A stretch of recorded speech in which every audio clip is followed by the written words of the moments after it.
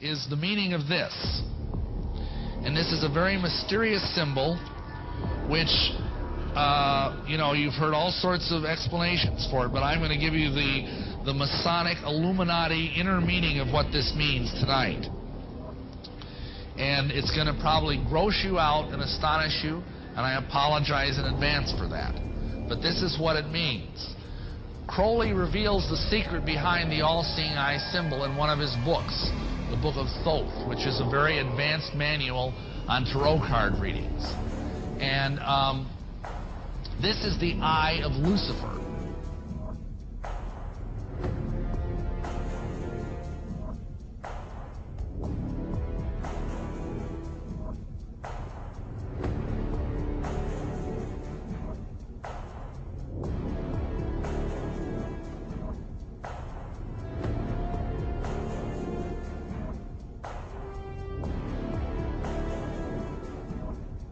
And by the time the council came to a close,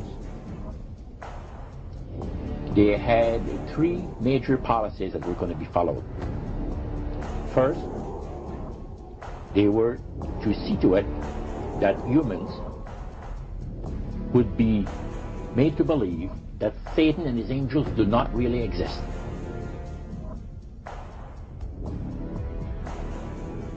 And he told us, he says, look, we worship spirits.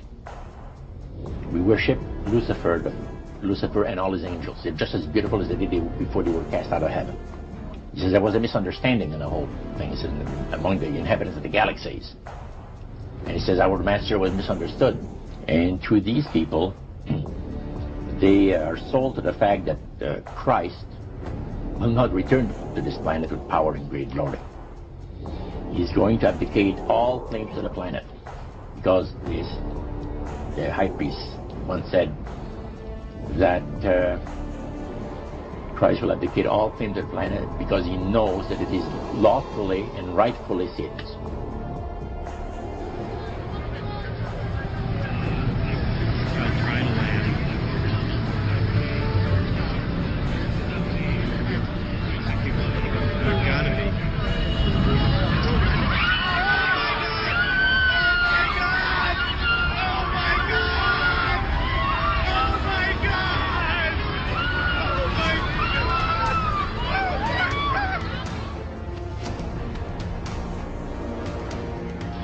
The mystery of iniquity doth already work.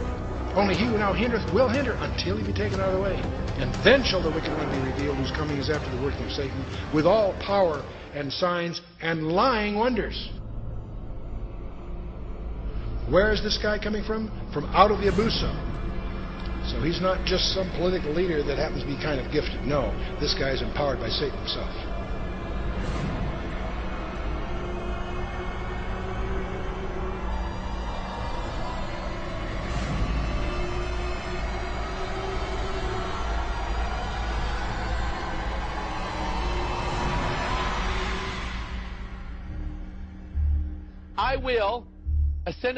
I will ascend into heaven. Number 2, I will exalt my throne above the stars of God. Number 3, I will sit also upon the mount of the congregation. Number 4, I will ascend above the heights of the clouds. Number 5, I will be like the Most High. That is Lucifer's 5-point plan of what he said he's going to do. And notice, how many points do we have on this star? He said this, the pentagram, quote, has one use only. And that is to call up the power of Satan and bring the kingdom of the devil into manifestation on the earth.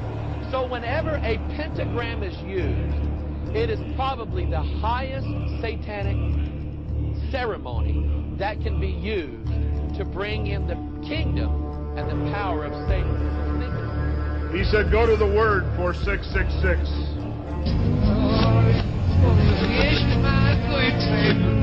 Did you hear that?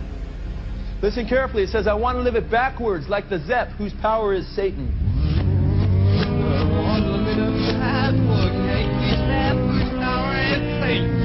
Did you hear that? Then it says, he will give you 666.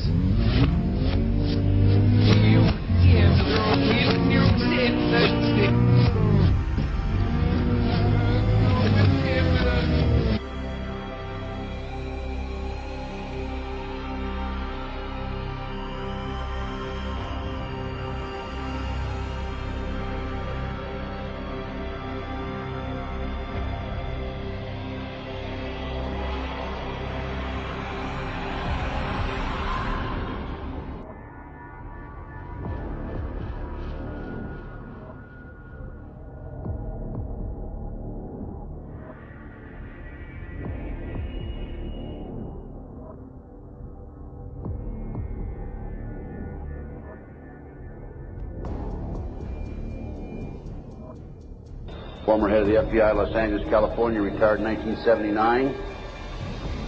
A gentleman came up and gave me a book. He said, Ted, in fact, that lecture was specifically on the McDonald case. Ted, here's what it's all about. Take this book and read it. And this is the book, folks. It's called Pawns in the Game.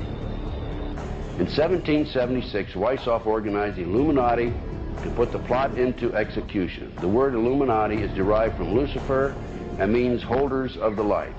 Using the lie that his objective was to bring about a one-world government, to enable men with proven mental ability to govern the world, he recruited about 2,000 followers. These included the most intelligent men in the field of arts and letters, education, the sciences, finance, and industry.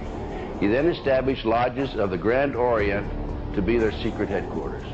Weishaupt's revised plan required his Illuminati to do the following things to help them accomplish their purpose. 1.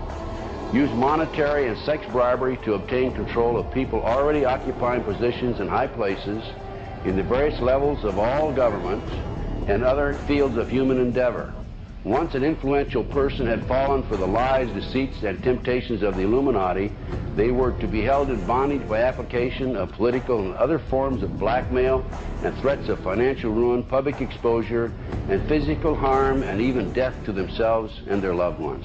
Number 6, the power of our resources must remain invisible until the very moment when it has gained the strength that no cunning or force can undermine it. And if you will notice, it's been very few people know about the Illuminati, so they have maintained their invisibility until most recently. Number 7, advocated mob psychology to obtain control of the masses. Number 8, use alcohol, drugs, moral corruption, and all forms of vice to systematically corrupt the youth of the nation.